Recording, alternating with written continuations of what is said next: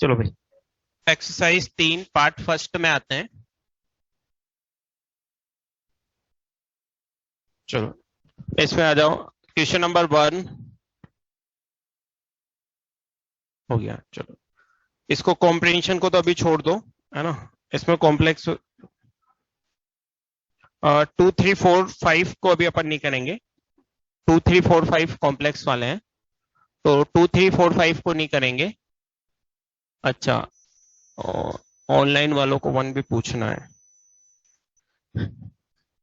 2 3 4 5 अभी नहीं करेंगे, है ना। 1 बता देता हूं मैं। 1 में तो हमें ज्यादा कुछ नहीं करना है। वैसे 1 इतना कोई टिपिकल नहीं है, इस तरह के सवाल अपन कर भी चुके हैं। M ट्रांसपोज N इनवर्स और M N inverse transpose. Basically ज्यादा तो अपने को इसमें ट्रांसपोज वगैरह की प्रॉपर्टी का ही यूज करना है ना। तो अगर तुम देखोगे तो ये M स्क्वायर है, N स्क्वायर है, ये N इनवर्स है, M ट्रांसपोज का इनवर्स हो जाएगा, ये N इनवर्स का ट्रांसपोज हो जाएगा और ये M ट्रांसपोज हो जाएगा। अच्छा, स्क्यू सिमेट्रिक मैट्रिक्स कौन कौन से दे रखे हैं? M और N। तो M और N स्क्यू सिमेट्रिक मैट्रिक्स हैं, तो ये M ट्रांसपोज की जगह -M लिख सकते हैं। अच्छा, N ट्रांसपोज को भी इसको अंदर ले लेंगे, इनवर्स बाहर चला जाएगा तो -N का इनवर्स हो जाएगा। M ट्रांसपोज की जगह वापस कितना लिख सकते हैं? -M लिख सकते हैं। ये अपन लिख सकते हैं, है ना। अब इसमें से माइनस, ये एक तरह से कांस्टेंट बाहर आएगा, तो 1/k तो वो k ही रहेगा माइनस। ये माइनस है ना, इनवर्स है, तो इनवर्स से कांस्टेंट बाहर आता है तो कितना होता है? 1/k। कांस्टेंट इनवर्स से बाहर आता है तो कितना होता है? 1/k होता है ना, बस। तो ये बाहर ले लेना, ये बाहर ले लेना, ये माइनस तो है ही सही, तो ये तीनों माइनस से माइनस आ जाएगा। और फिर उसके बाद ये जैसे mn इनवर्स है, ये nn इनवर्स कितना हो जाएगा? i। फिर एक n बचेगा, कहीं पे mn आए तो उसको nm लिख देना, तो वो प्रॉपर्टी के यूज से हो जाता है, हाँ? तो इससे हो जाता है ये। चलो इसके बाद 5 की अपने को बात करनी है, 6 से अपन आगे बढ़ेंगे, है ना। चलो इसके बाद आ जाओ। क्वेश्चन नंबर 6 में क्या है? ये तो इसमें कुछ भी ज्ञान वाली बात तो है नहीं, इसमें तो पूरी इक्वेशन बनानी पड़ेगी आपको। हाँ, वही 3/3 का मैट्रिक्स लेट करना पड़ेगा, क्योंकि इसने अपने को जो रिलेशन दी उससे टोटल कितने रिलेशन बन जाएंगे? 9। क्वेश्चन नंबर 6 में इसमें दिमाग लगाने वाला कोई काम उसने नहीं किया है।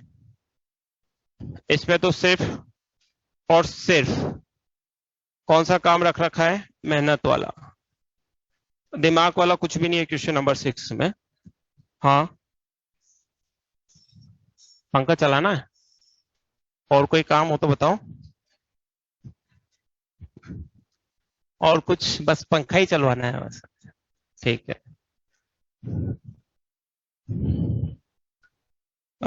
तो इसमें तो क्या है कि आपको मैट्रिक्स ही लेट करना पड़ेगा। A1 B1 C1, A2 B2 C2 और A3 B3 C3। अब जैसे ये अपने को रिलेशन दे रखा है M 0 1 0 और कितना है? -1 2 और 3। तो इसका मतलब क्या हो जाएगा? ये फर्स्ट और फर्स्ट कॉलम, तो 0 प्लस B1 प्लस C1 का कितना हो जाएगा? 0 इक्वल्स टू कितना हो जाएगा? -1। यही तो होगा ना। इसको लिख लो चाहो तो। M मतलब A1 B1 C1, A2 B2 C2 और A3 B3 C3। और M का मतलब कितना हो गया? 0 1 0 और ये कितना है? -1 2 और 3। तो ये एक तरह से रिलेशन दे रखे हैं। जब इसको इससे मल्टीप्लाई करोगे तो B1 आ जाएगा, इसको इससे मल्टीप्लाई करोगे तो B2 आ जाएगा, और इसको इससे मल्टीप्लाई करोगे तो B3 आ जाएगा। फिर एक और सेट दे रखा है, 3 रिलेशन उससे आ जाएंगे। अगला सेट दे रखा है, एक तो पंखा चालू कर दो इधर का, और किस लिए बजाई थी मेरे में। और ये एक मार्गल थोड़े वो देखे जाओ जो डार्क चल रहे हो, ये मार्गर भी खराब हो रहे हैं ना। चलो तो अपने को डायगोनल एलिमेंट का सम चाहिए, तो अपने को कुल मिला के A1 B2 और C3 निकालने पे ध्यान देना है। अपने को क्या निकालने पे ध्यान देना है? A1 B2 और C3। तो जैसे B2 निकल गया, अगले वाले से और यूज करोगे तो A1C3 निकल जाएगा, और उसमें कोई बहुत ज्यादा दिमाग नहीं लगानी है ना। हाँ, और ये पंखा चलाना है, ये वाला पंखा खराब हो रहा है, जल्दी सही करवाएंगे हम लोग, एसी एसी चालू करवा दी, ठीक है। चलो इसके बाद आ जाओ क्वेश्चन नंबर 7। अच्छा ये देखो क्वेश्चन नंबर 7 सेम मेंस वाला सवाल है, ये जो मेंस में भी आया हुआ है। तो मैं ये बात तुमसे कह रहा हूँ कि एडवांस के जो अब इस तरह के सवाल है वो सब किस में रिपीट होंगे, मेंस में रिपीट होंगे। तो 7 वही है जो मेंस में आया हुआ है। इसके बाद क्वेश्चन नंबर 8 पे आ जाते हैं अपन। 6 समझ में आई गया क्या करना है। चलो क्वेश्चन नंबर 8 पे आओ भाई। 8 में क्या कह रहा है, देखो P ट्रांसपोज किसके बराबर दे रखा है, 2P प्लस आई। तो P ट्रांसपोज का ट्रांसपोज लेंगे अपन,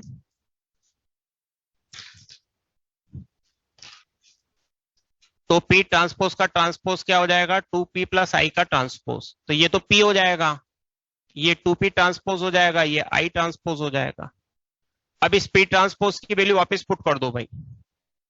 I ट्रांसपोज I होता ही है 4P plus 2I plus I। तो ये 3P बराबर माइनस के 3I हो जाएगा, P इक्वस टू माइनस के I हो जाएगा, तो PX बराबर माइनस X हो जाएगा। ये तुम्हारा आंसर आ जाएगा जो दे रखा है। ये क्वेश्चन नंबर 8 था।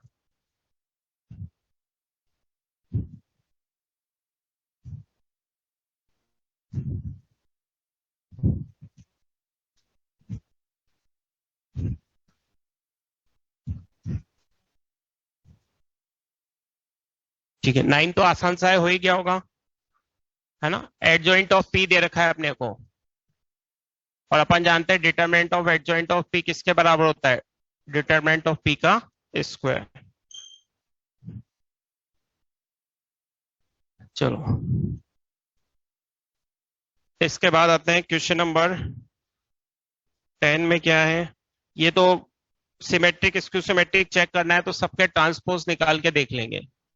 सिमेट्रिक स्क्यू सिमेट्रिक चेक करने का एक ही तरीका है, ट्रांसपोज निकाल के देख लो, अगर उसी के बराबर तो सिमेट्रिक, माइनस के बराबर तो स्क्यू सिमेट्रिक, और दोनों के बराबर नहीं आया तो neither symmetric nor skew symmetric. उसके अलावा कोई तरीका नहीं है। चलो इसके बाद हम आते हैं क्वेश्चन नंबर 11 पे। चलो 11 में देखो क्या कह रहा है। चलो क्वेश्चन नंबर 11 में क्या कह रहा है कि एक 2x2 का मैट्रिक्स है ए और सिमेट्रिक है, तो बी, बी और सी। ए बाई बी का एक सिमेट्रिक मैट्रिक्स बनाना है आपको। तो 2x2 का कोई भी सिमेट्रिक मैट्रिक्स लेना है, तो ये दोनों एलिमेंट क्या ले लिए, सेम। अब ये क्या कह रहा है कि M इन्वर्टिबल होगा अगर, अच्छा इन्वर्टिबल का मतलब डिटरमिनेंट नॉन जीरो होना चाहिए। इन्वर्टिबल का मतलब क्या है, डिटरमिनेंट नॉन जीरो होना चाहिए। तो अगर हम सबसे पहले ए ऑप्शन की बात करें, तो ए ऑप्शन में ये कह रहा है फर्स्ट कॉलम, ये first column is equal to transpose of second row के ट्रांसपोज के बराबर है। तो सेकेंड रो ये दिया हुआ है उसने, तो इसका मतलब ए बाई बी, इसका ट्रांसपोज मतलब कितना हो गया, बी सी। तो इसका मतलब ए बराबर बी, बी बराबर सी, तो ए बराबर बी बराबर सी। और अगर ए बराबर बी बराबर सी हुआ तो फिर आप समझो कि डिटरमिनेंट ऑफ एम कितना होगा, ए सी माइनस बी स्क्वायर, तो जीरो आ जाएगा। अगर ए बराबर बी बराबर सी हुआ तो डिटरमिनेंट कितना आ जाएगा, जीरो। और अगर डिटरमिनेंट जीरो हुआ तो एम इन्वर्टिबल होगा नहीं, तो इस केस में तो नॉट इन्वर्टिबल आ जाएगा, क्योंकि डिटरमिनेंट जीरो है तो इन्वर्टिबल हो ही नहीं सकता। तो बस ये वो कह रहा है। तो ये फर्स्ट ऑप्शन में था कि भाई अगर पहली रो, फर्स्ट जो अपने पास कॉलम है वो सेकंड रो का ट्रांसपोज है, तो अगर फर्स्ट कॉलम सेकंड रो का ट्रांसपोज है तो एबीसी बराबर है, एबीसी बराबर है तो डिटरमिनेंट जीरो है तो इन्वर्टिबल नहीं होगा। बस ऐसे ही सेकंड ऑप्शन में है कि second row transpose of first column, तो वही एबीसी बराबर आ जाएंगे। तो बी ऑप्शन में भी सेम करेंगे, तो बी ऑप्शन में भी डिटरमिनेंट ऑफ एम जीरो आ जाएगा, तो ये भी नहीं हो सकता, ये भी नहीं हो सकता। अब सी ऑप्शन को जैसे अपन चेक करें, तो सी ऑप्शन में कह रहा है M is a diagonal matrix with non zero entries. तो अब अगर मान लो एम जो है वो डायगोनल मैट्रिक्स ले रहे हैं अपन विद नॉन जीरो एंट्रीज, जिसकी एंट्री क्या है, नॉन जीरो है। तो ये मान लीजिए कोई डायगोनल मैट्रिक्स ले लिया मैंने, इसकी एंट्री क्या है, non zero. Entry non zero का मतलब ए भी नॉन जीरो है और सी भी नॉन जीरो है। तो अगर ए और सी नॉन जीरो हुआ तो डिटरमिनेंट नॉन जीरो होगा, और डिटरमिनेंट नॉन जीरो होगा तो फिर इन्वर्टिबल होगा। ये ऑप्शन आंसर में आ गया, ये कह रहा है डिटरमिनेंट नॉन जीरो होगा तो फिर क्या होगा, इन्वर्टिबल होगा। ये आंसर में ऐसे डी ऑप्शन चेक कर लेना। तो बस ये सवाल करा था कि ऑप्शन टू ऑप्शन जो इंफॉर्मेशन है उसको देखें, और उसको देखें तो वो जीरो नॉन जीरो आ जाएगा। चलो,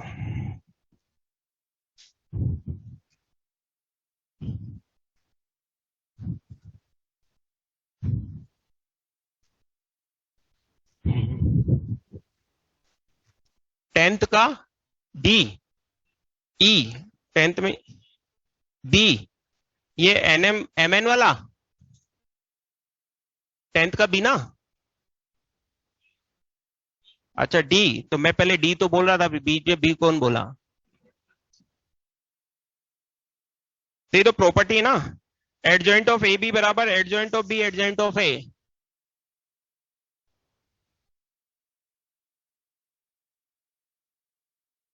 अरे प्रॉपर्टी नहीं है क्या ये? है तो सही मेरे ख्याल से। अरे तो थ्योरी है यार, इसमें क्या पूछेगा? लिखवाया ना ये तो। अरे तो कॉपी में नहीं लिखा क्या, एडजॉइंट और इनवर्स की प्रॉपर्टी नहीं लिखवाते क्या? ए बी का inverse B inverse A inverse, adjoint of A B adjoint of B adjoint of A, वही तो है ये।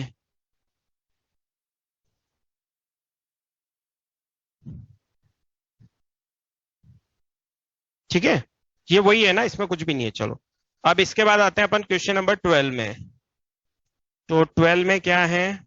अच्छा, ये वो है प्रोडक्ट वाला।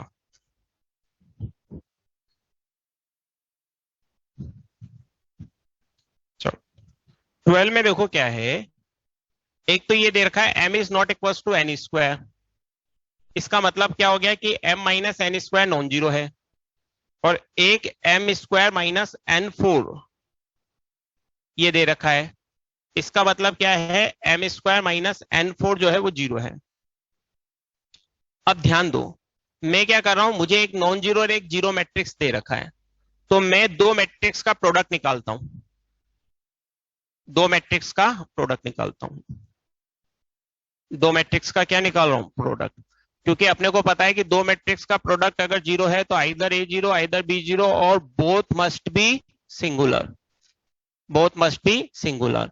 या हम ऐसे भी बोल सकते हैं कि अगर एक नॉन जीरो मैट्रिक्स है एक जीरो मैट्रिक्स है और प्रोडक्ट जीरो है, तो फिर जो दूसरा मैट्रिक्स है उसका डिटर्मिनेंट मस्ट बी जीरो। ऐसा कुछ है। चलो, अच्छा अपने को लाना क्या है एक बार। अच्छा, अपने को तो प्लस वाला लाना है ना।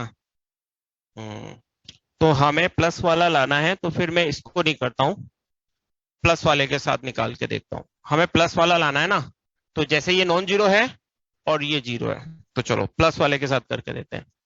अब देखो, मैं प्लस वाला क्यों ले रहा हूं, क्योंकि मुझे ऑप्शन में प्लस वाला चाहिए है ना। तो अगर मैं इन दोनों को प्रोडक्ट करूं तो देखो क्या आएगा, एम क्यूब आएगा, फिर कितना आएगा, एम एन फोर आएगा, फिर कितना आएगा, एन स्क्वायर एम स्क्वायर आएगा, और कितना आएगा, एन सिक्स आएगा। ये आएगा। अब देखो क्या कुछ कर सकते हैं, इसके प्रोडक्ट से कुछ बनेगा क्या कि नहीं बनेगा? अच्छा, मैंने अभी मैट्रिक्स से गलत लिया है ना, मुझे तो M square M N four लेना है ना। रुको, मुझे लाना है M square plus M N square, ये लाना है, इसको लेना पड़ेगा ना, ये वाला लाना है ना। एक नॉन जीरो और एक ये लाना है, M square M N square. चलो, तो अगर इसको देखें तो कितना हो जाएगा, ये एम क्यूब, फिर ये एम स्क्वायर एन स्क्वायर, फिर ये कितना हो जाएगा, एन स्क्वायर एम स्क्वायर, और ये कितना हो जाएगा, N square M N square. अब ठीक है, अब देखो इससे कुछ फायदा हुआ,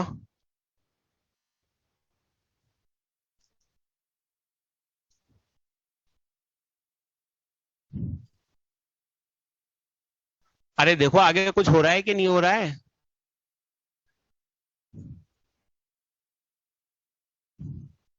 देखो एक ये एम क्यूब है, एम एन और एन एम क्या दे रखे हैं बराबर, एम एन और एन एम क्या दे रखे हैं बराबर। तो ये कम्यूटेटिव है, इसका मतलब यहां पे इसको ध्यान दो, जैसे ये m लिखा हुआ है, एक m लिखा हुआ है, फिर n लिखा हुआ है और फिर n लिखा हुआ है। ठीक है, तो इस mn को कितना लिख सकता हूं, nm लिखूंगा। इसी तरह इसको भी चेंज करूंगा तो ये दोनों चेंज होके आपस में क्या हो जाएंगे, कैंसिल। दो तो ये कैंसिल हो जाएंगे। अब इसको देखना, ये आपस में कैंसिल हो जाएंगे चेंज होके। अब ये जो क्वांटिटी है इसको भी चेंज करेंगे अपन, तो जैसे ये n n m और n स्क्वायर लिखा है, तो पहले इस nm को कितना लिखेंगे, mn, फिर इस mn को कितना लिखेंगे, mn, तो ये m इंटू एन फोर हो जाएगा। चेंज करेंगे ना बार बार, भाई पहले mn था, फिर इसको चेंज करके mn लिखा, फिर इस वाले nm को कितना लिखेंगे, mn, तो ये m इंटू एन फोर हो जाएगा। और n4 किसके बराबर है, यहां से देखो n4 किसके बराबर है, m स्क्वायर, तो ये m क्यूब होगा, और ये कितना हो जाएगा, m क्यूब, ये माइनस वाला है तो ये भी आपस में क्या हो जाएंगे, कैंसिल, तो ये दोनों क्या आ जाएंगे, जीरो। अब इन जिसमें से एक मैट्रिक्स नॉन जीरो, तो कंफर्म है कि दूसरे का डिटरमिनेंट तो जीरो आएगा ही आएगा। तो बस ये चीज उसने पूछी हुई है।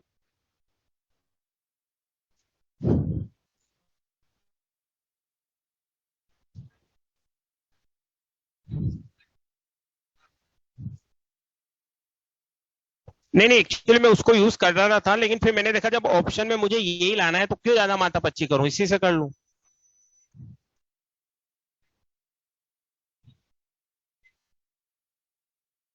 अरे देखो ऐसा होता है कि सवाल तो कहीं से भी आ जाएगा, अब वो तो अपन ने क्या सोच के करा वो डिपेंड करता है। अब मैं कर रहा था, फिर मुझे ऑप्शन में दिखा कि यार मुझे लाना है M square plus M N square के बारे में ही है, और इसी के डिटरमिनेंट के बारे में लाना है, तो क्यों ज्यादा सोचना विचारना, इसी को कर लेते हैं। तो ए ऑप्शन तो ये आ ही जाएगा अपने पास। बस आप ये भी बता सकते हैं कि अगर इसका डिटरमिनेंट जीरो है तो एक्स बराबर बी, वो जो सिस्टम बनेगा उसके क्या होंगे, आइदर इनफाइनाइट और नो सॉल्यूशन। और अगर होमोजीनियस सिस्टम है तो फिर हम हमेशा क्या कह देंगे, इनफाइनाइट सॉल्यूशन, फिर ये भी हम बोल सकते हैं, है ना। तो ये है। चलो इसके बाद आ जाओ 13, ट्रांसपोज निकाल के देखेंगे, सिमेट्रिक स्क्यू सिमेट्रिक है, चेक करने का एक ही तरीका है कि हम क्या करें, ट्रांसपोज निकाल के देखें। 14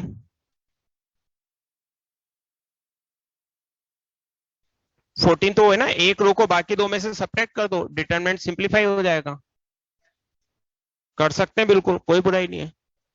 भाई देखो वैल्यू पुट करने का केवल एक ही रोल है कि वैल्यू पुट करने के बाद आपको क्या देखना है, पर अल्फा तो निकालना ही ना, अल्फा की कैसे वैल्यू पुट करोगे, ऑप्शन टू ऑप्शन चेक करके, तो लंबा जाएगा। हाँ ऑब्वियसली, वैल्यू तो अपन तब पुट करते हैं जब ऑप्शन एबीसी की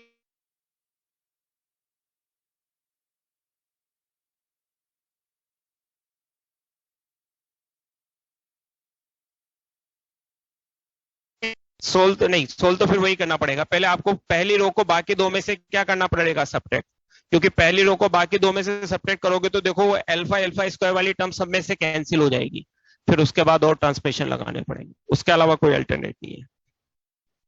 चलो 15, ये हो गया, ये मेंस वाला सवाल अपन ने कल कर लिया था। 15 मेंस वाला अपन ने कल कर लिया था। 16 16 हो ही गया होगा, R1 को R2 R3 में से सब्ट्रैक्ट कर दो, 2 से मल्टीप्लाई करके और 3 से मल्टीप्लाई करके, तो दो जीरो बन जाते हैं, उसके बाद एक्सपेंड हो जाता है। इसके बाद आते हैं अपन 17 पे।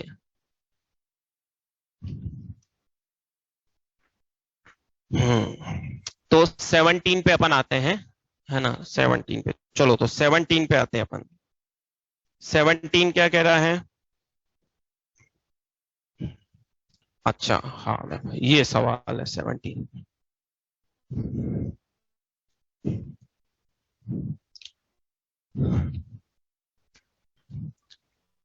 17 पे ध्यान दो क्या कह रहा है, एक पी मैट्रिक्स दे रखा है तुम्हें, 1 0 0 और 4 1 0 और 16 4 1। है ना, और P50 कितना दे रखा है, Q प्लस आई।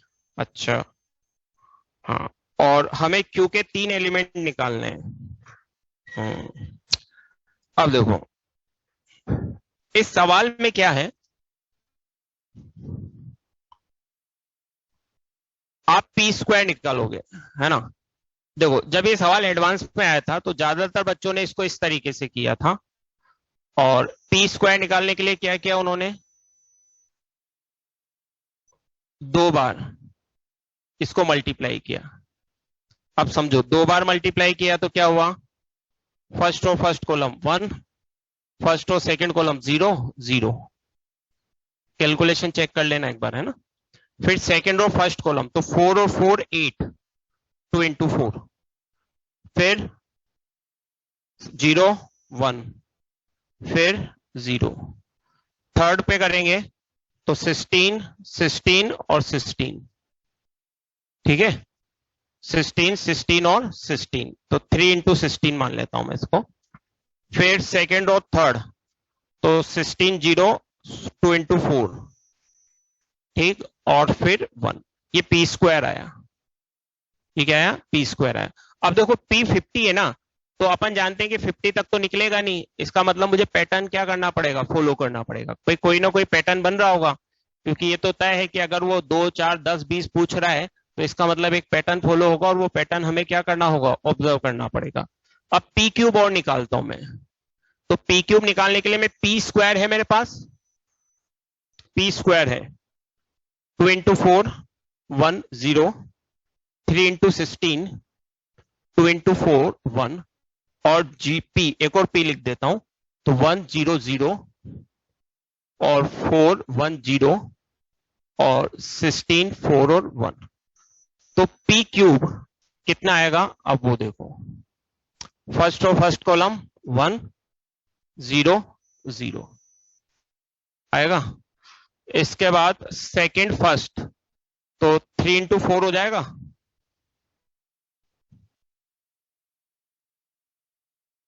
फिर इसको इससे करेंगे, अगेन 1 अगेन 0। अब इसको इससे करेंगे तो देखना 3 इंटू 16 2 इंटू 16 और 16, तो 6 हो जाएगा, 6 इंटू 16 हो जाएगा ना, 6 इंटू 16 हो जाएगा। अच्छा जब इसको इससे करेंगे तो ये 0 3 इंटू 4 3 इंटू 4 और ये 0।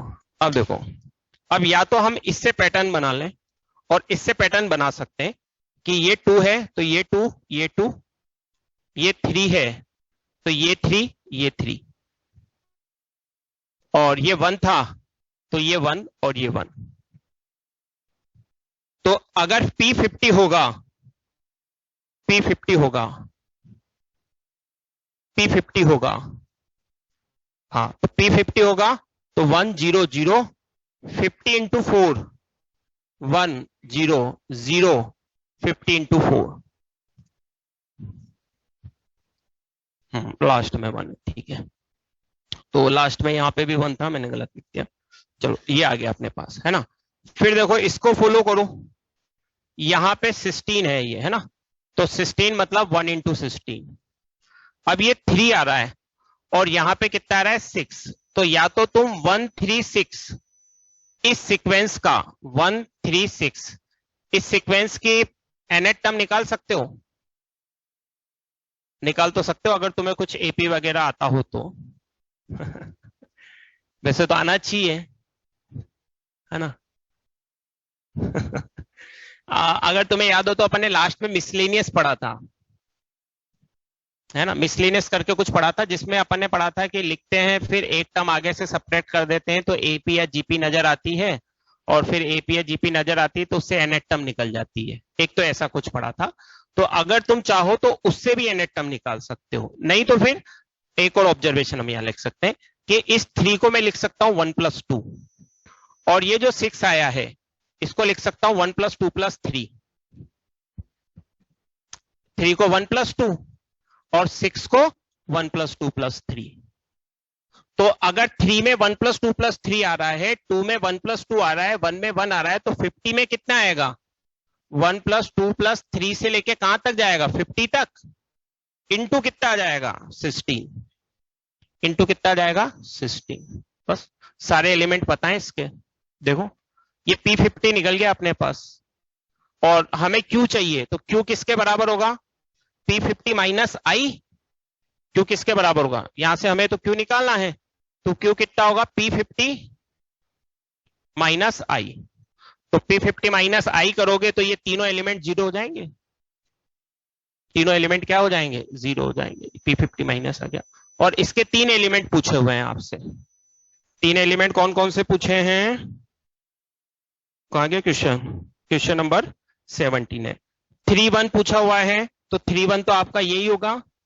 और क्या पूछा हुआ है 3 2 पूछा हुआ है, ये आपका यही होगा। और 2 1 पूछा हुआ है, यही तीनों एलिमेंट है। बस ये तीनों एलिमेंट हो जाएंगे ना भाई। P माइनस I का मतलब ये तीनों एलिमेंट जीरो हो गए, तो ये हो गया 2 1 3 1 3 2। वैल्यू पुट कर दो, आंसर आ जाएगा। ये तो था इसको करने का सीधा तरीका।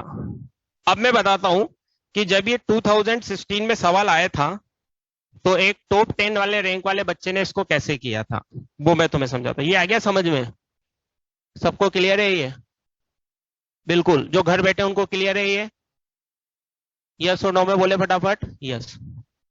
तो देखो ये इसको करने का सीधा सा सवाल था, इसमें हमने कुछ भी दिमाग नहीं लगाया, कुछ भी दिमाग नहीं लगाया कि भाई P50 चाहिए था, तो P50 निकालने की सीधे सीधे कोशिश की। मैंने P² निकाला, मैंने P³ निकाला, पैटर्न को ऑब्जर्व किया, और पैटर्न ऑब्जर्व करके मैं P50 पे पहुंच गया, क्योंकि पैटर्न ऑब्जर्व करने के अलावा कोई तरीका नहीं होता, क्योंकि P50 हम भी जानते नहीं निकाला जा सकता। तो पैटर्न फॉलो किया और ये तीनों एलिमेंट निकल गए मेरे, 2 1 3 1 और 3 2। अब दूसरा एक तरीका जिसको इसने बच्चे ने किया था, वो मैं तुम्हें समझाता हूं कि उसने कैसे सोचा इसको। ये पूरा लिख लिया, रफ कर दूं इसको मैं, चलो। तो अब एक टॉप 10 रैंक वाले बच्चे ने इसको कैसे सोचा था, वो मैं तुम्हें समझाता हूं। उसने क्या सोचा, उसने ये सोचा कि यार ये P50 दे रखा है कितना Q + I, P50 कितना दे रखा है Q + I। तो उसने क्या कहा, उसने कहा कि ये जो P दे रखा है, इसने उसको ब्रेक किया। कैसे ब्रेक किया, I इसमें से अलग निकाल लिया, 1 0 0 0 1 0 और 0 0 1। और ये I इसमें से उसने निकाल लिया, तो ये बन गया 0 0 0 4 0 0 और 16 4 0। उसने कहा ना I, तो I उसने अलग निकाला, तो I उसने अलग निकाला। इसको कोई भी मान लिया मैट्रिक्स, जैसे मैंने इसको मान लिया B + I, इसको मैंने कितना मान लिया B + I। तो अब जब मैंने इसको B + I माना, तो इस मैट्रिक्स की खासियत क्या है, जिसको मैंने B बनाया, इस मैट्रिक्स की खासियत क्या है कि जैसे आप इसका B² निकालोगे, ध्यान देना कि अगर मैं इसका B² निकाल रहा हूं, अगर मैं इसका B² निकाल रहा हूं, मैं ये तुम्हें इसलिए बता रहा हूं कि देखो सोचने का जो तरीका होता है ना, वो आप किसी भी लेवल तक जाके सोच सकते हो, उस पर कोई बाउंडेशन नहीं होती। तो उसने इसका B² निकाला, तो जैसे उसने B² देखा, फर्स्ट और फर्स्ट कॉलम 0 0 0, ठीक। फिर फर्स्ट और सेकंड कॉलम तो 0 0 0। फिर थर्ड और फर्स्ट कॉलम तो 16 0 0। 16 16 या 16 कितना आ गया, सही लिखा मैंने, 16 और 16 2 इंटू 16 का, ये 16 और 2 इंटू 16, और वो थर्ड कितना आ जाएगा 0। ये सही लिखा मैंने, चेक कर लो एक बार फटाफट।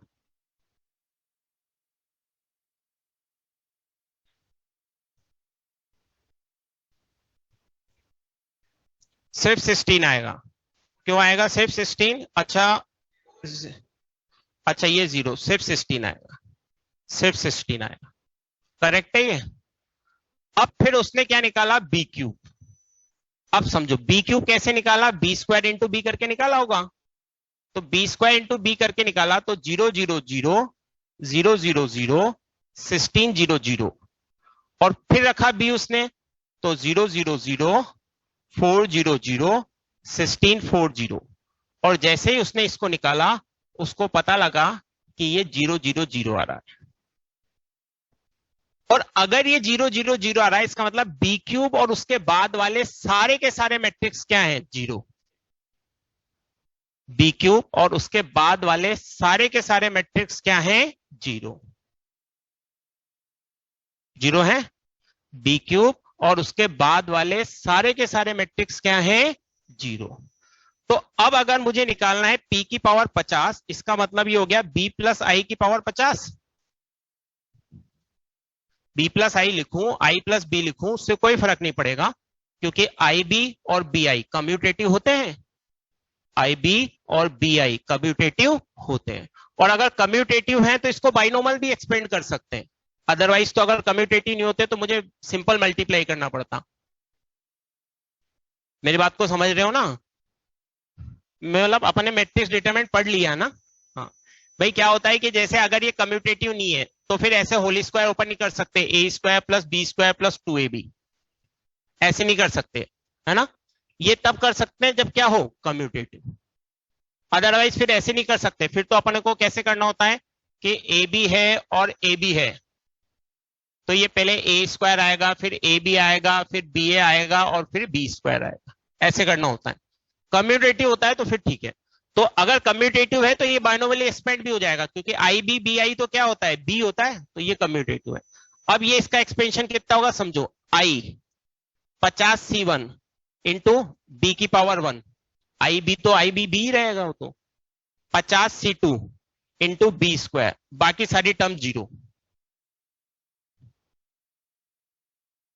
बाकी सारी टर्म जीरो। अब बाकी सारी टर्म जीरो, तो ये तो आई है, ये तुम्हारा क्या हो गया? क्यू। ये क्या हो गया? क्यू।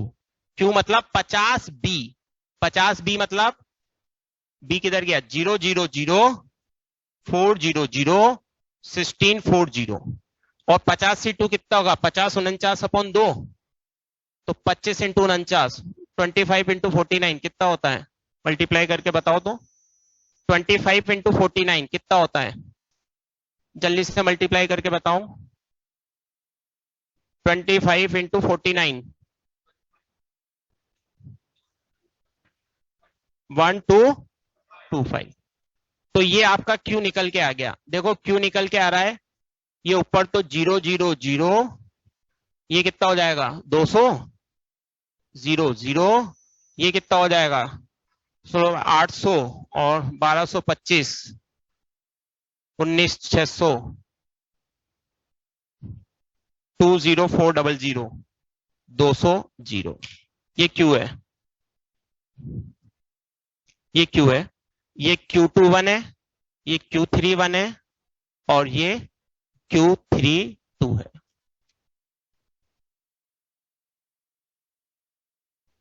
सोचने का है ना? अब देखो उसने कैसे सोचा, उसने कहा कि यार जब इसने आई अलग कर रखा है तो आई अलग कर देता हूं, आई अलग कर दिया। अब आई अलग कर दिया तो ये बी बना, तो उसने सवाल को ऐसे सोचा कि यार ये बी बना तो अब इसमें कहीं ना कहीं कुछ राज छुपा होगा, तो जैसे ही उसने निकाला तो उसको राज पता लगा है कि बी क्यूब के बाद के सारे जीरो है, बी क्यूब के बाद के सारे जीरो है। अच्छा ये मेथड कब ज्यादा इंपॉर्टेंट हो जाएगा? जैसे मान लीजिए अपन ने पी क्यूब के बाद पैटर्न निकाल लिया, पर मान लीजिए कोई पैटर्न ऐसा हो कि वो दिख ही नहीं पाए और आपको एक दो टर्म और करनी पड़ जाए, तो वहां वो वाला मेथड क्या हो जाएगा? टिपिकल। समझ रहे हो मेरी बात को? वो मेथड टिपिकल कब बन जाएगा? अगर मान लीजिए पी क्यूब के बाद ही कई बार ऐसा होता है कि टर्म ऐसी आए कि पैटर्न नहीं देखना देखना मुश्किल हो जाए, अब मान लो P4 भी निकालना पड़ जाता, तो फिर वहां वो मेथड टाइम, क्योंकि एडवांस में तो टाइम का ही है सारा खेल। भाई अगर क्वेश्चन करने में 20 25 मिनट लग जाए तो फिर पेपर बर्बाद है और क्या है। लेकिन यहाँ कोई दिक्कत नहीं, क्योंकि यहाँ तो बी क्यूब जीरो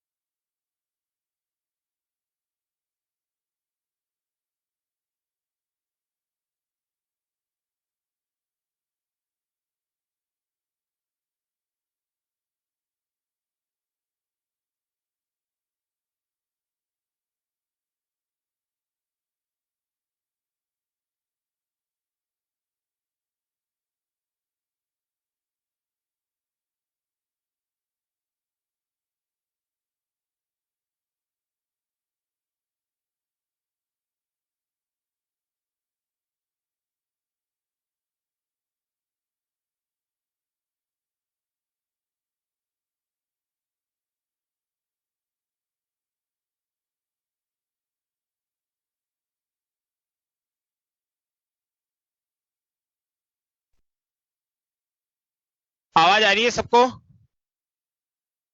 यस, ठीक है। ये क्लियर है मेथड जो बोर्ड पे किया मैंने? यस और नो में बोल दो।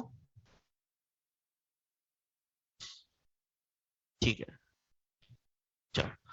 तो ये इस सवाल को करने का एक और तरीका था जो बच्चे ने किया था, मैंने तुम्हें बता दिया। बढ़िया मेथड, मतलब सोच का है ये दर्शाता है कि मतलब आप अगर सोचें तो मतलब कितना सोच सकते हैं, है ना। मतलब अब ये कहीं दूर दूर तक नहीं है, लेकिन अब ऐसे ही है क्योंकि उसने दिया ना क्यू प्लस आई। उसने क्या दिया? क्यू प्लस आई। तो बच्चे ने कहा यार जब क्यू प्लस आई दे रखे हैं, आप जिसको देखो टॉप 10 में रैंक लानी होती है ना, उसका दिमाग तो फिर हवाई जहाज काम करता है, इसमें कोई शक ही नहीं होता है। तो वो हर पहलू से सोचता है, तो उसने यहीं से पकड़ के उठाया सवाल को, यार क्यू प्लस आई दे रखा है। अब जब क्यू प्लस आई दे रखा है तो निकालो आई को बाहर। तो उसने वहां से क्या कर लिया? आई को बाहर निकाल लिया। तो अब ये बच्चा जब P50 करेगा तो इसी पे कंसंट्रेट होना है, क्योंकि आई की तो पावर 2 3 सब आई आई होना है। इसकी पावर को ऑब्जर्व कर लिया। चलो अब आगे बढ़ते हैं। ये हो गया। 18 तो हो गया होगा मेरे ख्याल से, आसान है, 2x2 का मैट्रिक्स है और जो भी कह रहा है अपन निकाल सकते हैं। 19 में आ जाओ। Which of the following not the square of. अच्छा ये वो है, इससे डिटरमिनेंट की वैल्यू निकाल लो, है ना। तो जिसके डिटरमिनेंट की वैल्यू नेगेटिव आएगी वो स्क्वायर में नहीं जा सकता। भाई जिसके डिटरमिनेंट की ये कह रहा है कि इनमें से कौन सा स्क्वायर ऑफ डिटरमिनेंट दे रखा है ना, तो इन सबके डिटरमिनेंट की वैल्यू निकाल लो। जिसके डिटरमिनेंट की वैल्यू नेगेटिव होगी वो नहीं बन पाएगा, क्योंकि determinant of A square negative थोड़ी ना आ सकता है। डिटरमिनेंट ऑफ ए स्क्वायर तो हमेशा क्या आएगा? Positive.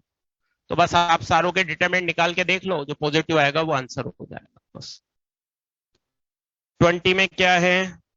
Infinitely many solution delta 0 कर देंगे और अल्फा में रिलेशन आ जाएगा, उससे काम हो जाएगा। अब देखो 21 वही आ गया, एम ट्रांसपोज एम वाला।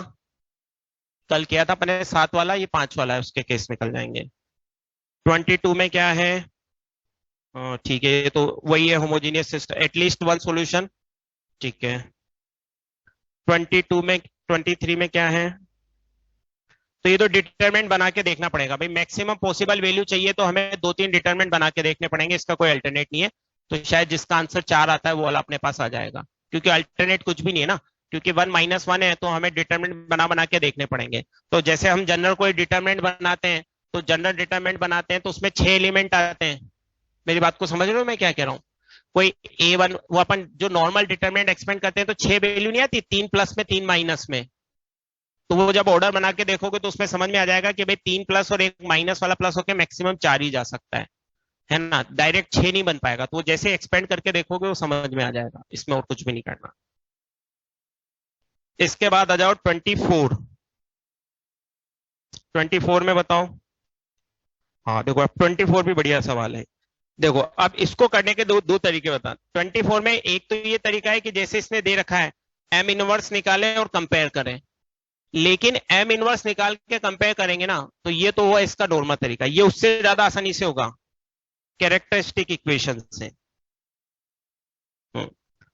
24 की बात कर रहा हूं मैं, क्वेश्चन नंबर।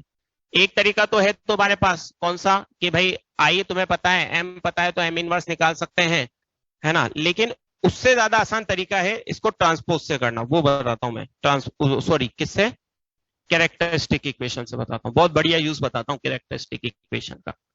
एक्चुअली क्या होता है कि सवालों में बहुत दिमाग लगाओ, और जितना दिमाग लगाओगे ना इंटरेस्टिंग चीज निकल के आती है। हाँ इसको देखो मैं बताता हूँ कौन सा है ये। 24। 24 में देखो क्या है, ये दे रखा है एम। अब अपने को पता है कोई भी 2x2 का मैट्रिक्स होता है तो उसकी कैरेक्टरिस्टिक इक्वेशन क्या होती है? Lambda square trace of M into lambda plus determinant of M I बराबर 0, डिटर्मिनेंट ऑफ एम बराबर 0 होती है। ये सवाल बहुत लेंदी है, ये सवाल पेपर में हुआ नहीं था जब पेपर में बच्चों ने अटेम्प्ट किया था, क्योंकि इसकी कैलकुलेशन बहुत लेंदी गई। ये मैं कैरेक्टरिस्टिक से करूंगा तब जाके कैलकुलेशन इसकी कम पड़ेगी, इसको जिसने सीधे मेथड से किया था लेंदी सवाल था ये, है ना। अब कैरेक्टरिस्टिक से इसकी कैलकुलेशन कितनी आसान होगी वो समझो। ये इक्वेशन अपन जानते हैं, मैट्रिक्स उसकी कैरेक्टरिस्टिक इक्वेशन को सेटिस्फाई करता है, मैट्रिक्स उसकी कैरेक्टरिस्टिक इक्वेशन को सेटिस्फाई करता है। तो M square trace of M into M plus determinant of m into I बराबर 0। करेक्ट। अब m इनवर्स से मल्टीप्लाई कर रहा हूं, m इनवर्स से मल्टीप्लाई कर रहा हूं, तो m इनवर्स से मल्टीप्लाई करूंगा तो ये m बचा, m इनवर्स से मल्टीप्लाई करूंगा तो ये i बचा, m इनवर्स। समझ में आती है ना बात। और m इनवर्स से मल्टीप्लाई करूंगा तो determinant of m into m inverse. इसका मतलब ये हुआ कि जो अल्फा उसने दे रखा है वो तो ट्रेस है, और जो बीटा उसने दे रखा है वो डिटर्मिनेंट है। जो अल्फा उसने दे रखा है, अल्फा बीटा दे रखे हैं ना, क्या दे रखा है, हाँ, तो जो अल्फा दिया है वो तो क्या बनी उस मैट्रिक्स की, ट्रेस, और जो बीटा उसने पूछा है वो क्या बना, डिटर्मिनेंट। मतलब आपने उस मैट्रिक्स को खोला नहीं है, आपने बिना खोले ये ऑब्जर्व कर लिया कि जो अल्फा उसने पूछा है वो क्या है, ट्रेस, और जो बीटा उसने पूछा है वो क्या है, डिटर्मिनेंट। अब ट्रिग्नोमेट्री का सवाल बनेगा, मैक्सिमम वैल्यू मिनिमम वैल्यू निकालनी हो जाएगा। आगे मैं करूं, अब ट्रिग्नोमेट्री का बनेगा, मतलब ये जैसे आपको ट्रेस ऑफ एम कितनी हो जाएगी, साइन 4 थीटा कॉस 4 थीटा। तो अब आप इसकी मैक्सिमम मिनिमम वैल्यू अपन ने कई बार निकाल रखी ट्रिग्नोमेट्री वगैरह में, इसको अपन उससे लिख लेते हैं, sine square theta plus cos square theta का whole square, 1 minus 2 sine square cos square theta, तो 1 minus half sine square 2 theta. तो ये हमें क्या चाहिए, मिनिमम। ये मिनिमम कब होगा, जब ये मैक्सिमम हो जाएगा। कर लोगे ना, ऐसा आता है ना, हाँ ना में बुला करो, है ना। तो अल्फा अगर मिनिमम चाहिए तो अल्फा मिनिमम के लिए 1 माइनस हाफ इंटू 1, तो कितना हो जाएगा, माइनस हाफ। ऐसे ट्रेस डिटर्मिनेंट ऑफ एम लिख के इसकी मैक्सिमम, उसको 2 थीटा में कन्वर्ट कर लेना तो मैक्सिमम मिनिमम। तो ये मतलब ये वो है, मतलब एक्चुअली वो होता है ना जो फिनिशिंग वर्क जिसे कहते हैं, इसमें आपको यहां तक की कैलकुलेशन करनी नहीं पड़ी, आपको सिर्फ ट्रेस की मिनिमम मैक्सिमम वैल्यू निकालनी और डिटर्मिनेंट की मिनिमम वैल्यू। एडवांस वाला जब सवाल देता है ना तो बहुत मतलब सुंदर बना के देता है उसको, वो तो क्या होता है कि हम उसको समझ ही नहीं पाते हैं और बस धक्का देने लगते हैं। अब क्या होगा, वो करवाना कुछ और चाहता है और हम करते कुछ और है, फिर कहते हैं यार लेंदी है, लेंदी है। ऐसा नहीं, लेंदी देता है कई बार, पर ऐसा नहीं कि हर बार लेंदी देता है, कई बार वो कैलकुलेशन को बहुत एडजस्ट करके देता है। अब जैसे उसने इसको बना के दिया कि आपको सिर्फ क्या निकालनी है, ट्रेस और डिटर्मिनेंट, और अगर आप वैसे करने बैठोगे तो वैसे लेंदी जाएगा।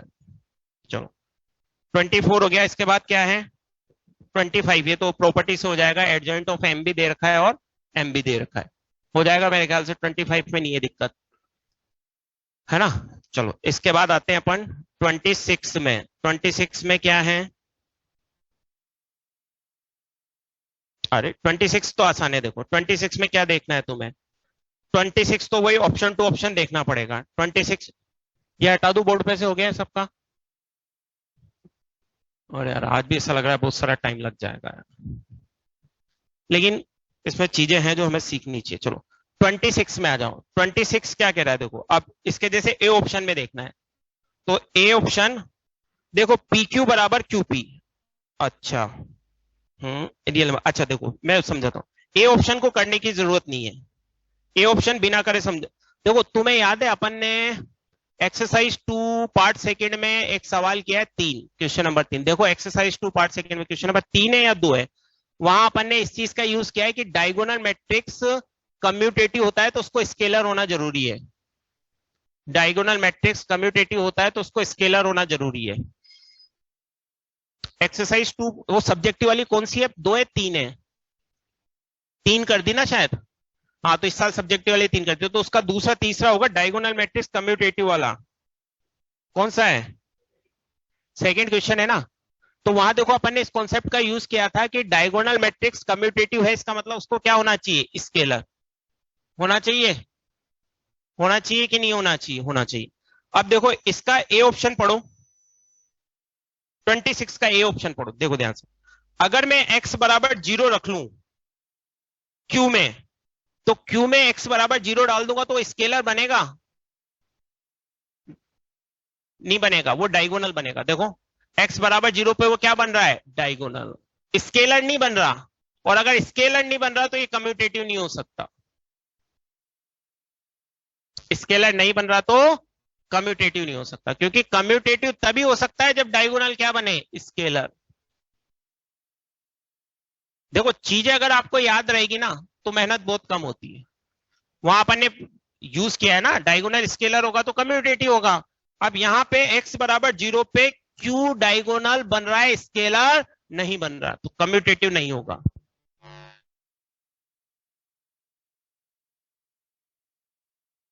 करने की जरूरत नहीं पड़ी, कम्यूटेटिव नहीं होगा।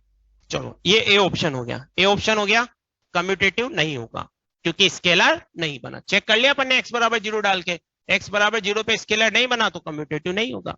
अब जैसे बी ऑप्शन चेक करना है, अब बी ऑप्शन चेक करना है तो डिटर्मिनेंट ऑफ आर।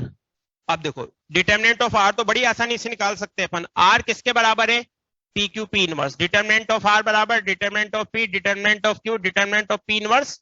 ये कट गया तो डिटर्मिनेंट ऑफ आर किसके बराबर हुआ, डिटर्मिनेंट ऑफ क्यू।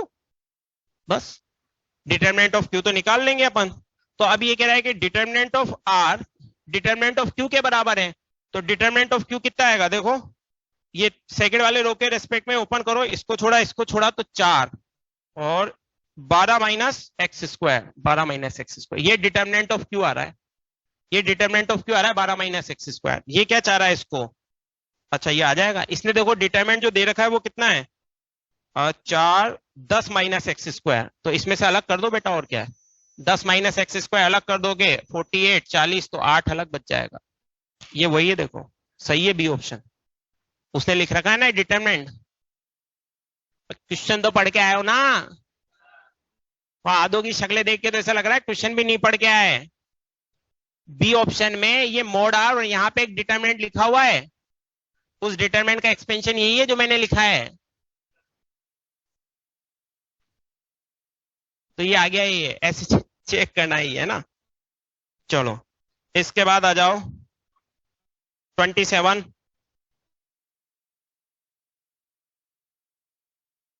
अब देखो 27 में तुम्हें बताता हूं। अब तुम इस सवाल को पहचानो 27 को, ये भी अपन ने क्लास में कर रखा है, मतलब शीट वगैरह में अपनी आया हुआ है।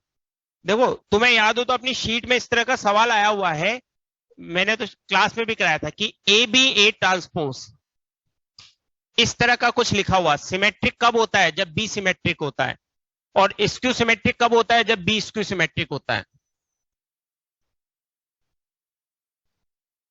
मतलब मैंने तो क्लास नोट्स में भी कराया था और अपनी शीट में भी है ये, है ना, इसलिए मैं कह रहा हूं मतलब सबका पढ़ा हुआ होगा ये। तो ये सिमेट्रिक कब होता है, जब बी सिमेट्रिक हो, और ये स्क्यू सिमेट्रिक कब होता है, जब बी स्क्यू सिमेट्रिक हो। तो देखो इसका ए ऑप्शन देखो, एक्स, एक्स जो लिखा है वो इसी तरह का मैट्रिक्स लिखा है, देखो पी के एक मैट्रिक्स, पी के का ट्रांसपोज, पी के एक मैट्रिक्स और पी के का ट्रांसपोज। तो ये कब सिमेट्रिक होगा, जब अंदर वाला ए क्या होगा, बी क्या होगा, सिमेट्रिक। अब देखो इसने जो बी मैट्रिक्स लिखा है वो सिमेट्रिक है, देखो पी के और पी के ट्रांसपोज के बीच में जो लिखा है वो सिमेट्रिक है, हाँ, तो एक्स सिमेट्रिक है, हाँ। सोल्व नहीं करना, सिर्फ देख के टिक करना है। समझ में आई बात, ये जो मैं कह रहा हूं, जो घर बैठे उनको समझ में आई। मैं कह रहा हूं एक्स सिमेट्रिक है, ये हम डायरेक्ट देख सकते हैं क्योंकि उसने लिखा है पी के, इस तरह की फॉर्म में लिखा हुआ है एक मैट्रिक्स बी और ट्रांसपोज, और उसने जो बी लिखा है बीच का वो सिमेट्रिक लिखा है, और अगर वो सिमेट्रिक है तो इस टाइप का मैट्रिक्स क्या होगा, सिमेट्रिक। काम खत्म। अब मान लो आपको बी ऑप्शन चेक करना है, आपको क्या करना है, बी ऑप्शन चेक करना है। अब देखो बी ऑप्शन वाला सवाल भी अपन ने किया, बी ऑप्शन वाला सवाल भी अपन ने किया, कहां किया वो मैं तुम्हें याद दिलाता हूं, शायद कल ही किया अपन ने। अभी कल जाने परसों मैंने एक जगह ऐसा लिखा था कि ट्रेस ऑफ ए बी बराबर ट्रेस ऑफ बी ए था, और मैंने trace of A B C को बीसी को मैंने बी तो बीसीए करके कुछ लिखा था, ऐसा लिखा था क्या कहीं पे, एक जगह यूज किया था मैंने पीपी ट्रांसपोज में, भूल गया मैंने कल परसों कब यूज किया था। अब मैं भूल गया, तुम्हें क्या याद रहा होगा? एक सवाल में मैंने यूज किया था यार, कहाँ यूज किया?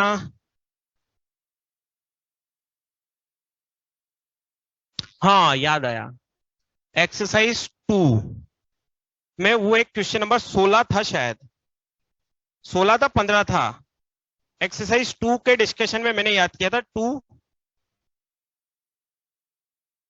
हाँ 2 पार्ट सेकंड के क्वेश्चन नंबर 17 में देखो, 2 पार्ट सेकंड का क्वेश्चन नंबर 17 मैंने डिस्कस किया था, और ये 49 वाले में मैंने यूज किया था, ये याद है मैंने डिस्कस किया था क्लास में।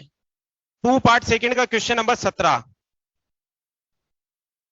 इसमें मैंने ये ट्रेस ट्रेस ऑफ, ये जो लिखा हुआ है ना पी ट्रांसपोज ए पी, इसको मैंने ऐसे लिखा था trace of P transpose P A.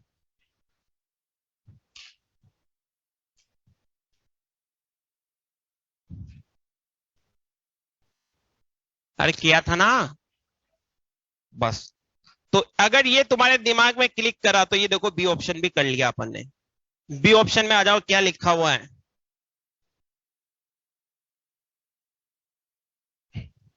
कहां गया? हाँ, sum of diagonal entries of X is 18। आ गया? अब देखो एक्स जो है उसको ध्यान से देखो, एक्स यही तो लिखा हुआ है, एक्स जो है वो ध्यान से देखो क्या लिखा हुआ है। एक्स एक्स क्या लिखा हुआ है? ये एक्स ऐसे लिखा हुआ है, समेशन के बराबर 1 से 6 पी के कोई मैट्रिक्स पी के ट्रांसपोज।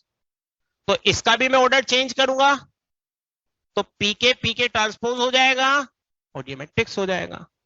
अब पी के ट्रांसपोज उसने आई दे रखा है, देखो कोई सा भी पी के ट्रांसपोज चेक कर लो, आई आ रहा है। और अगर ये आई आ रहा है तो क्या बचेगा? ए। और ए की ट्रेस कितनी आ रही है? देखो जो बीच में ए है उसकी ट्रेस कितनी आ रही है? 3। और ए कितने हैं? 6। ए कितने हैं? 6। 6 इंटू 3 18।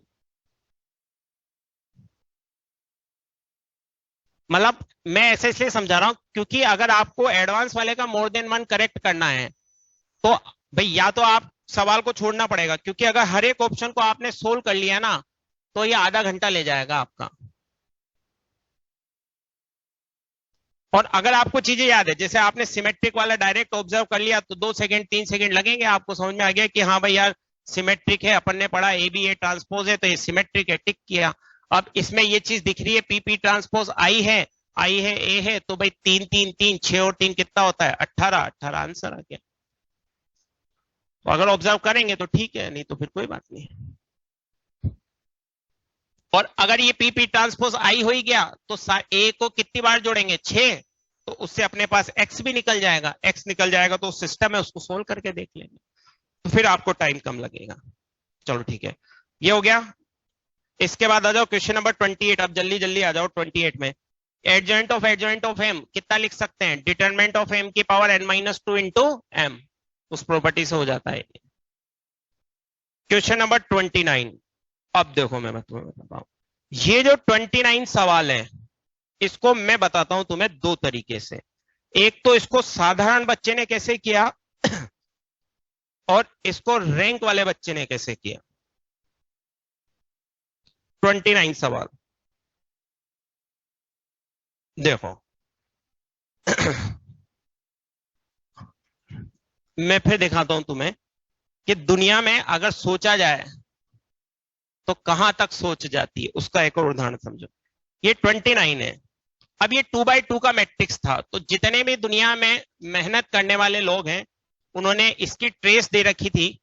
इसकी ट्रेस कितनी दे रखी थी बेटा? 3। तो a प्लस डी को कितना किया? 3।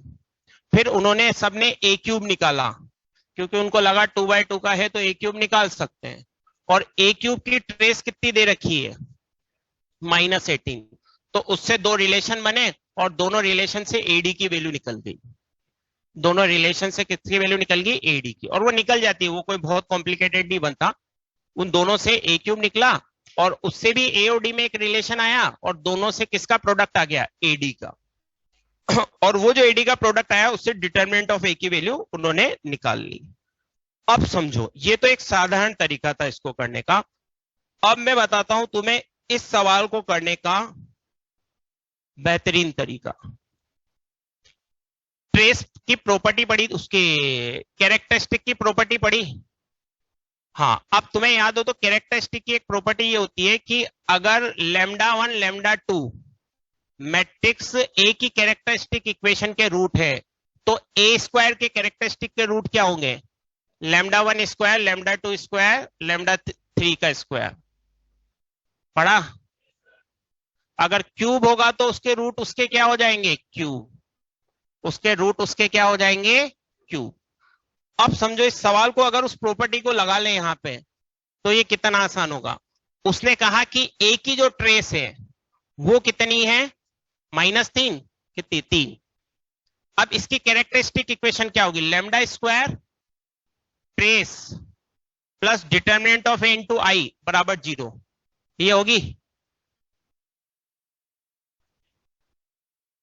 इसके रूट ले लिए अल्फा बीटा, इसके रूट ले लिए अल्फा बीटा, तो अल्फा प्लस बीटा कितना? 3।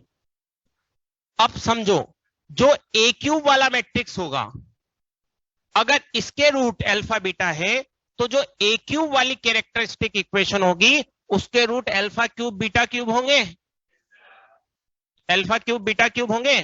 तो उसकी जो ट्रेस होगी, उसकी जो ट्रेस होगी वो -18 होगी।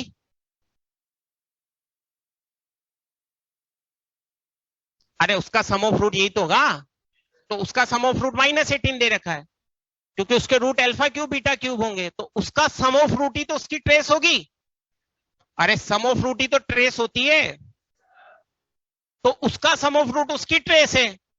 बस निकल गया अल्फा बीटा यहां से। ये A cube plus B cube कितना होता है? ए प्लस बी का whole cube -3 alpha beta, alpha plus beta equals to -18। Alpha plus beta कितना दे रखा है? 27 -9 alpha beta equals to -18। Alpha beta कितना हो गया? 5। और डिटर्मिनेंट ऑफ ए का क्यूब कितना होगा? ए क्यूब वाला बनाएंगे ये। अच्छा यहीं से देख लो, alpha beta product of root determinant of A 5 answer है। अरे determinant of A product of root होगा ना, तो ये 5 आंसर है। 5 आंसर आ गया ना। बस तो अगर सोचा तो फिर ये 2 मिनट का भी सवाल नहीं है, और अगर ए क्यूब निकालोगे तो 10 मिनट लेगा ये।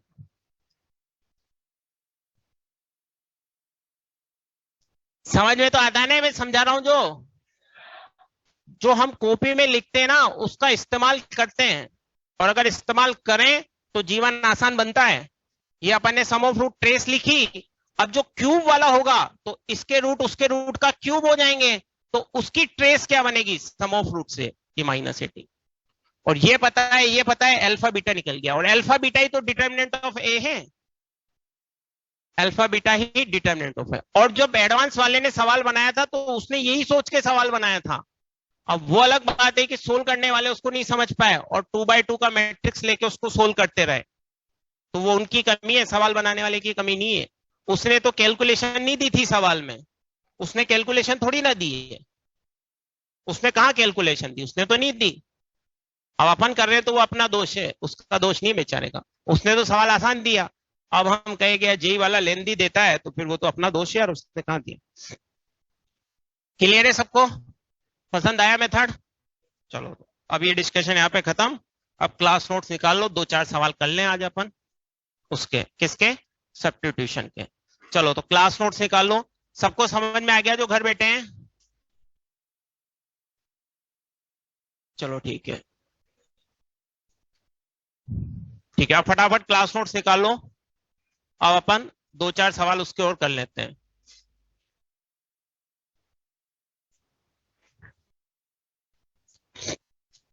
चलो आ जाओ, अब आ जाओ अपन क्लास नोट्स पे आते हैं। अब मैं तुम्हें इंडेफिनिट इंटीग्रेशन और इंडेफिनिट इंटीग्रेशन में क्या समझा रहा था? सब्स्टिट्यूशन। और हम जोर इस बात पे दे रहे थे कि हमें सवाल को क्या करना पड़ेगा? पहचानना पड़ेगा। जब तक सवाल पहचाना नहीं जाएगा तब तक वो सोल्व नहीं होगा, और जब पहचाना जाएगा तो सोल्व भी होगा। है ना। अब अपन किस पे पहुंच गए थे, मैंने तुम्हें पेयर समझा दिए थे दो, कि भाई एक वो पेयर था जिसमें हमने सेक स्क्वायर या सेक 4 से मल्टीप्लाई डिवाइड किया था, और एक वो पेयर था जिसमें हमने क्या किया था,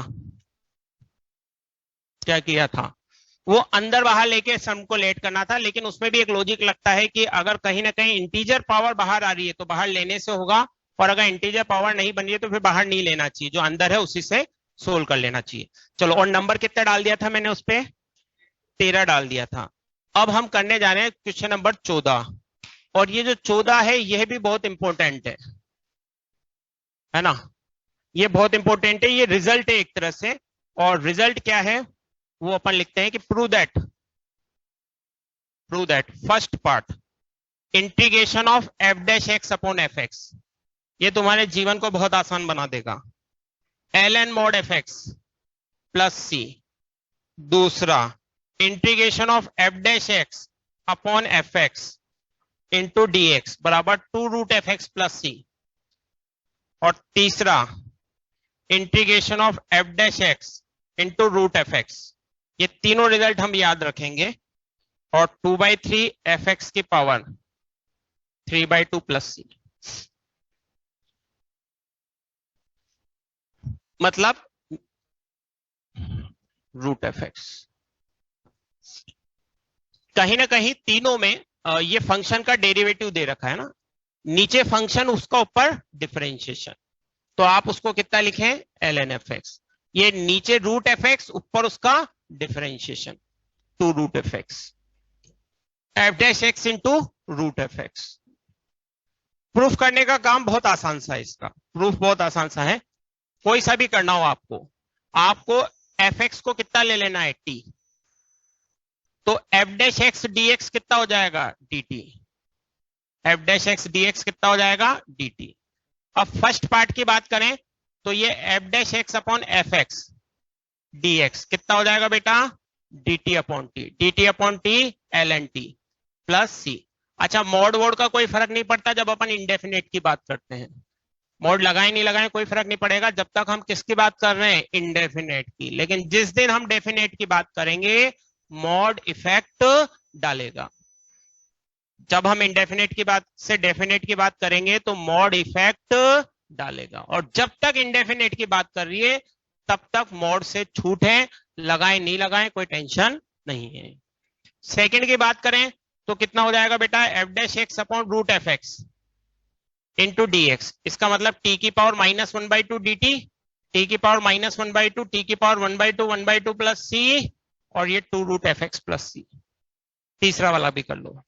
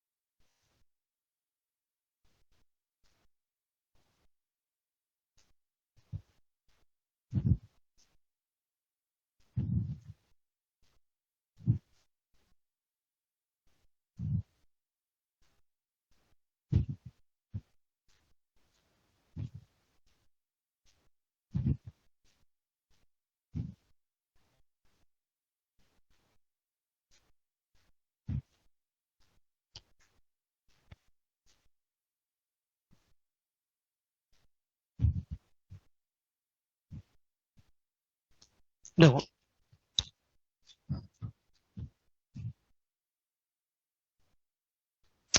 चल तो सवाल में लिखता हूं, और 15 इंटीग्रेशन ऑफ tan x की पावर 9 प्लस tan की power x ln tan upon tan की पावर x प्लस x की power 10 plus 5 into D X. Question number 16, integration of 1 plus cot X upon under root x plus sine X. into dx. Question number 17, integration of e की power 2x minus 1 e की power 2x plus 1 dx. और question number 18, integration of dx upon 1 plus 10x.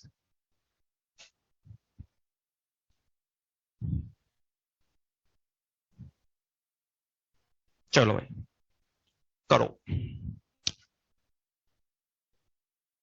पहले दो direct, दूसरे दो indirect. Level थोड़ा सा बढ़ता हुआ सवाल में जैसे जैसे आगे बढ़ेंगे, इसी प्रॉपर्टी के सवाल हैं लेकिन लेवल थोड़ा सा बढ़ता जाएगा।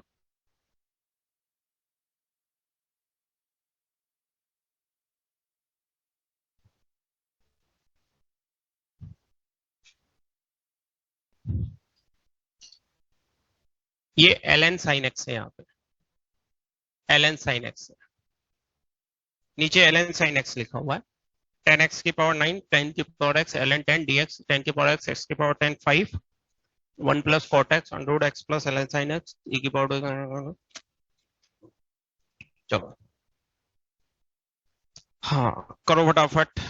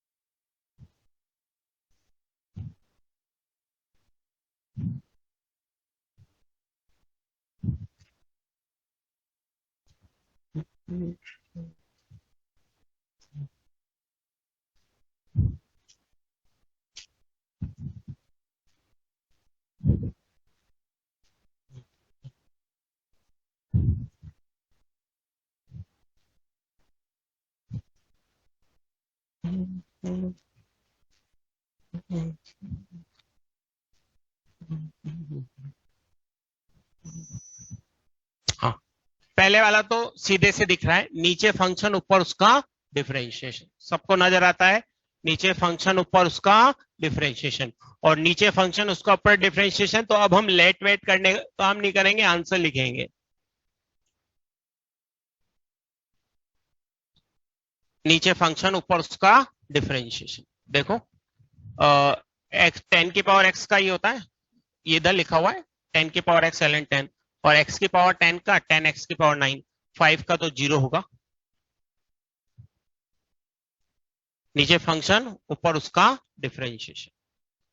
अगर हम दूसरे में देखें तो ऊपर एफ डैश एक्स लिखा हुआ है, नीचे रूट एफ एक्स लिखा हुआ है।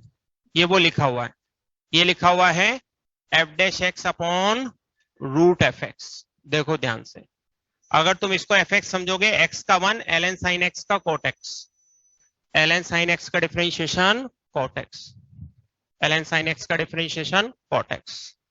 तो बस आंसर क्या हुआ, 2 root F X, X plus ln sin x, 2 root, यही लिखा ना, F dash X upon root F X, 2 root F X, यही है। चल थर्ड वाले पे आते हैं।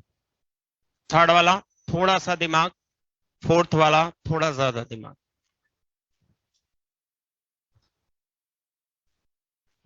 ये एनसीईआरटी, ये मेंस और ये एडवांस।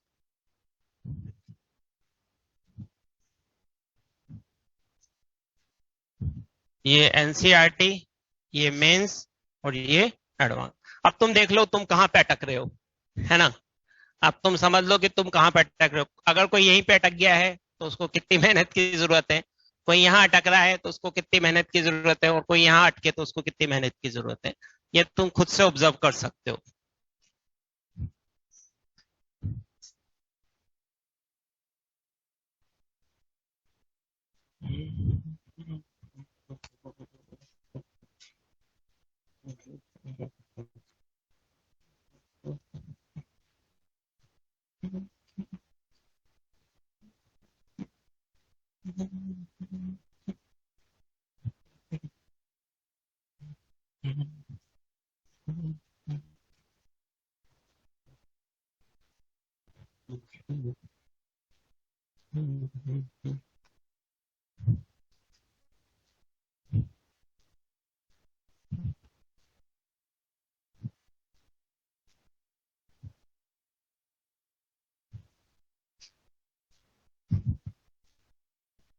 चलो, इसमें क्या किया, e की पावर माइनस एक्स से ऊपर नीचे मल्टीप्लाई डिवाइड कर दिया। किससे मल्टीप्लाई डिवाइड किया, e की पावर माइनस एक्स से। और अगर e की पावर माइनस एक्स से ऊपर नीचे मल्टीप्लाई डिवाइड किया तो ये क्या बना, ये, और ये क्या बना, ये। नीचे फंक्शन, ऊपर उसका डिफरेंशिएशन, ln e की पावर x e की पावर माइनस एक्स प्लस सी। e की पावर माइनस एक्स से ऊपर नीचे मल्टीप्लाई किया, और e की पावर माइनस एक्स से ऊपर नीचे मल्टीप्लाई किया तो नीचे तो क्या बन गया, फंक्शन, ऊपर क्या बन गया, उसका डिफरेंशिएशन। e की पावर माइनस एक्स से करेंगे तो ये x ही तो बचेगा। तो e की पावर माइनस एक्स से ऊपर नीचे मल्टीप्लाई किया, और e की पावर माइनस एक्स से ऊपर नीचे मल्टीप्लाई किया तो बन गया नीचे फंक्शन, ऊपर उसका डिफरेंशिएशन।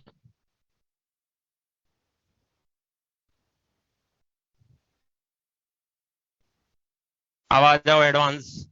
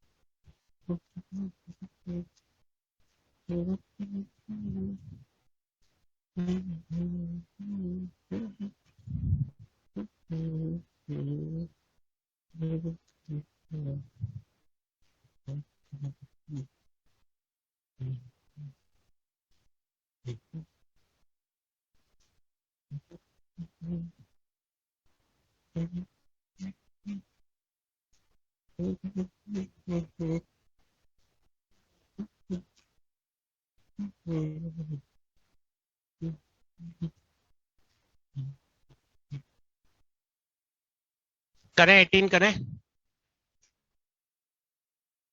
चलो 15 16 17 सबके क्लियर, जो घर बैठे उनके सबके क्लियर है 15 16 17। चलो तो 18 पे आते हैं। चलो 18 को देखो, सबसे पहले 10x को कितना लिख दिया, साइन अपॉन कॉस। 10 को कितना लिख दिया, साइन अपॉन कॉस, लिख दिया।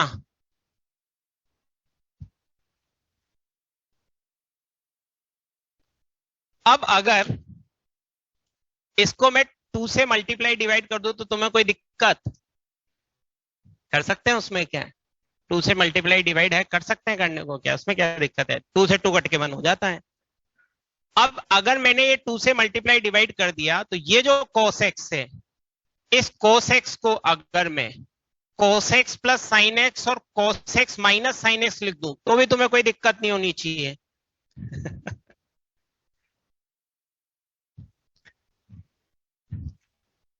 लिख सकते हो, उसमें क्या है, देखो साइन एक्स से साइन एक्स कटेगा और वापस कितना आ जाएगा, 2 cos x। और अगर ऐसे लिख दिया तो ये इंटीग्रेशन ऑफ dx, और ये इंटीग्रेशन ऑफ क्या बनेगा, नीचे फंक्शन ऊपर उसका डिफरेंशिएशन। ये क्या बनेगा, नीचे फंक्शन ऊपर उसका डिफरेंशिएशन, मतलब ln mod cos x plus sine X plus C. ln mod cos x plus sine X, ये बन गया ना, cos x का माइनस साइन एक्स का cos x।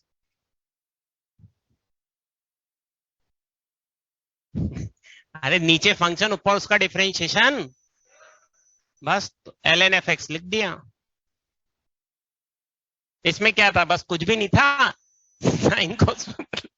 साइन कॉस्ट में बदला और साइन कॉस में बदल के 2 से मल्टीप्लाई डिवाइड किया और बस लिख दिया, और लिखते ही आंसर आ गया, बस और क्या है।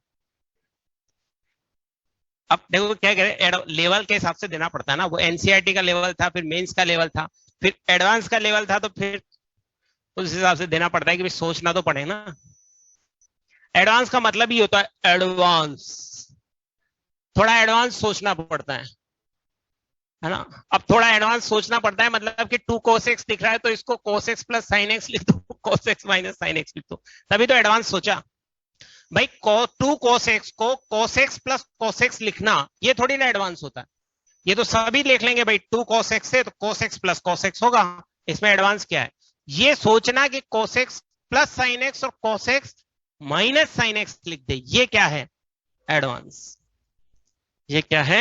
एडवांस। चलो तो बस यहीं तक रखेंगे, बाकी अगली क्लास में करेंगे।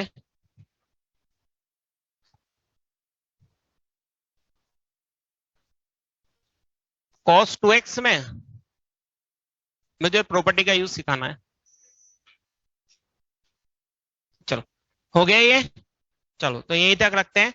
अब होमवर्क में एनसीईआरटी कर लेना 7.2। तो अब अगली क्लास में अपने पास शीट तो है नहीं, तो अपन एनसीईआरटी डिस्कस करेंगे 7.1, 7.2 और 7.3। नहीं नहीं शीट नहीं देंगे ना, कल अगली क्लास में एनसीईआरटी डिस्कस करेंगे ना।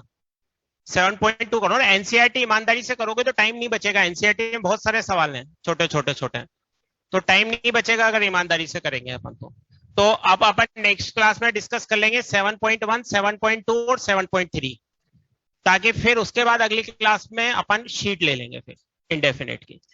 तो एनसीईआरटी 7.1, 7.2 और 7.3 ये अपन अगली क्लास में डिस्कस करेंगे, ठीक है। चलो फिर मिलते हैं मंडे को, ठीक है भाई, खत्म क्लास, ओके।